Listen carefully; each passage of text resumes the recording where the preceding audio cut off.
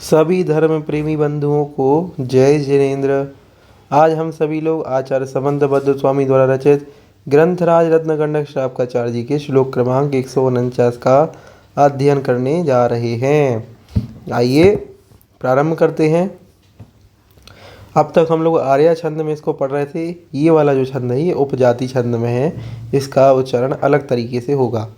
ये न स्वयं बीत कलंक विद्या दृष्टि क्रिया रत्नकरंड भावम नीतस्तमायाति पतिच छयेव सर्वार्थ सिद्धिस त्रिसुविष्टपेषु। इस तरह से उच्चारण हुआ। अब चल रहे हैं अर्थ की ओर।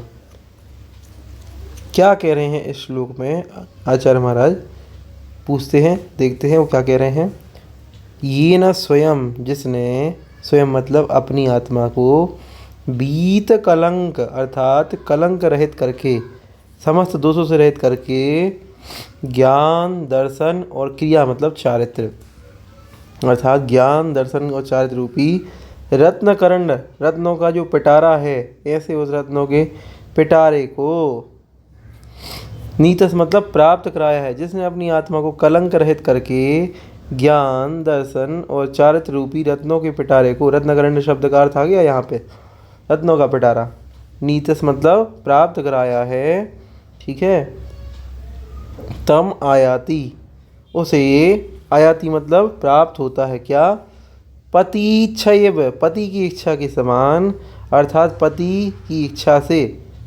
क्या कहना चाह रहे हैं यहाँ, कह रहे हैं जैसे कोई कन्या पति की इच्छा करती है और जब विवाह होता है तो उसे पति मिल जाता है, ऐसे ही जो जीव मोक्ष की इच्छा करता है उसे मोक्ष की प्राप्ति हो जाती है। तो कह रहे हैं सर्वार्थ सिद्धि, सभी अर्थों की सिद्धि, त्रिषु मतलब तीनों ही, विष्टिपेषु मतलब लोकों में होती है। सभी अर्थ कौन कौन से हैं, 4 पुरुषार्थ होते हैं। उन 4 पुरुषार्थों की यहाँ चर्चा की है कि सम्यक दर्शन ज्ञान चारित्र, इन तीनों रत्नों के द्वारा सभी अर्थों की सिद्धि हो जाती है। सभी अर्थ मतलब धर्म अर्थ काम मोक्ष, ये 4 पुरुषार्थ हैं। उन चारों पुरुषार्थों की सिद्धि केवल सम्यक दर्शन ज्ञान चारित्र रूप रत्नों के द्वारा ही संभव है। और वो भी कैसे, बीत कलंक अर्थात कलंक रहित होना चाहिए। ऐसा नहीं कि सदोष सम्यक दर्शन हो, नहीं, निर्दोष सम्यक दर्शन, निर्दोष ज्ञान, निर्दोष चारित्र होना आवश्यक है। इस तरीके से 149वां श्लोक भी पूरा हुआ। चलते हैं आगे अंतिम श्लोक की ओर, 150वें श्लोक की ओर। अंतिम श्लोक है, सभी लोग हाथ जोड़ लें और उच्चारण कीजिएगा मेरे साथ। मालिनी छंद है। सुखयतु सुख भूमि कामिनं कामिनीव सुतमिव जननी मां शुद्धशीला भुनत्तु कुलमिव गुणभूषा कन्यका संपुनीता। यहाँ पे जा साथ में जोड़ लीजिएगा। संपुनीता जिन पति पद पद्म प्रेक्षिणी दृष्टि लक्ष्मी, जिन पति पद पद्म प्रेक्षिणी दृष्टि लक्ष्मी। ठीक है, उच्चारण देखते हैं। अब अर्थ देख लिया, अर्थ देखते हैं। देखिए यहाँ नीचे से अर्थ लगाना है कि जैसे सम्यक दर्शन की महिमा का वर्णन कर रहे हैं कि सम्यक दर्शन हमें क्या क्या प्रदान करे।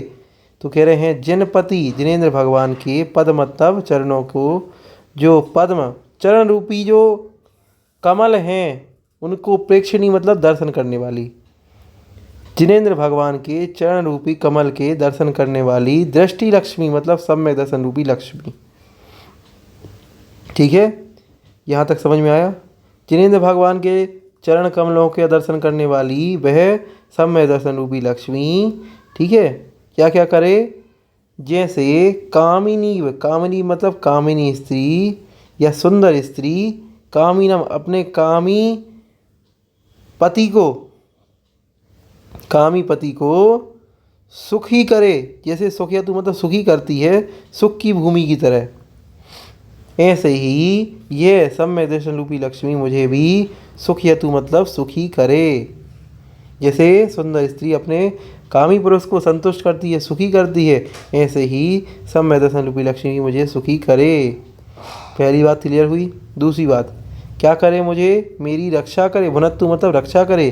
कैसे रक्षा करनी है, जैसे शुद्धशीला, शुद्धशीला मतलब शुद्धशीलवती जो जननी है, जो माँ है, वो अपने सुत की, अपने बेटे की रक्षा करती है, इसी तरह माँ मेरी भी भुनत्तु मतलब रक्षा करे। जैसे जननी सुत की भुनत्तु मतलब रक्षा करती है, ऐसे ही यह सम्यक दर्शन रूपी लक्ष्मी भी मेरी रक्षा करे। तीसरी बात, आगे कह रहे हैं, जैसे कुल को गुणों से विभूषित कन्या, गुणों से विभूषित कन्या कुल को पवित्र करती है। संपुनिता मतलब पवित्र करती है। क्या करती है, पवित्र करती है। थोड़ा सा राइटिंग गड़बड़ हो रही है। संपुनिता मतलब पवित्र करती है कुल को, ठीक है। जैसे कोई कन्या गुणों से जो सहित है, वह कुल को क्या करती है, संपुनिता मतलब पवित्र करती है, इसी तरह यह सम्यक दर्शन रूपी लक्ष्मी भी मुझे पवित्र करे।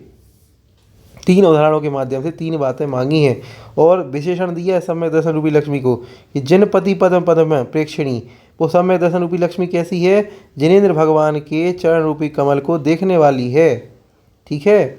और वह मुझे उसी सुंदर स्त्री की तरह सुखी करे जो अपने सुंदर स्त्री अपने पति को सुखी करती है, उसी माँ की तरह, उसी शुद्धशीलवती माँ की तरह मुझे रक्षा करे, जैसे एक माँ अपने बेटे की रक्षा करती है। और उसी गुणभूषा अर्थात गुणवत्त कन्या की तरह कुल को पवित्र करे, जैसे कन्या किसी कुल को पवित्र करती है, ऐसे ही ये सम्यक दर्शन रूपी लक्ष्मी भी मुझे पवित्र करे।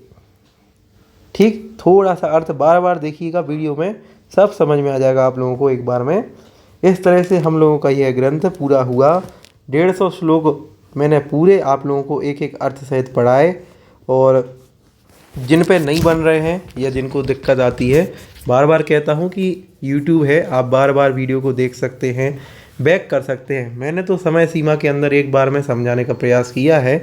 बाकी कोई भी डाउट हो आप लोगों का, कुछ भी आपको समझ में नहीं आया हो और 150 श्लोकों में श्री श्रावकाचार्य जी में कोई भी दिक्कत हो, तो आप मुझे कमेंट कर दें, जिसमें लिख करके किसी भी वीडियो के नीचे आप मुझे बता दें, तो मैं उस दिक्कत को भी पूरी तरीके से अपनी बुद्धि के अनुसार सही करने का प्रयास करूँगा।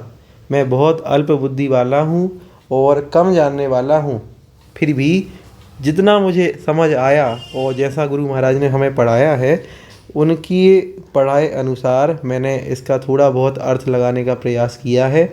कोई त्रुटि हुई हो, कोई गलती हुई हो समझाने में, किसी शब्द का अर्थ गलत समझाया हो, तो आप में से जो विद्वज्जन हैं, जो ज़्यादा जानने वाले हैं, वे मुझे बताएं। मैं अपनी उस गलती को ठीक करूंगा और आगे उसको सुधार करके पुनः उस विषय वस्तु को ठीक तरीके से प्रेषित करूंगा। आप सभी ने जिन्होंने 150 श्लोक पूरे पर्यंत मेरे साथ स्वाध्याय किया है, उन सभी को बहुत बहुत धन्यवाद।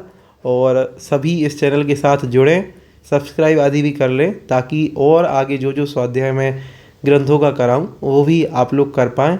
ये 12 वर्षीय द्वितीय वर्ष का पाठ्यक्रम का पूरा सिलेबस इसमें है।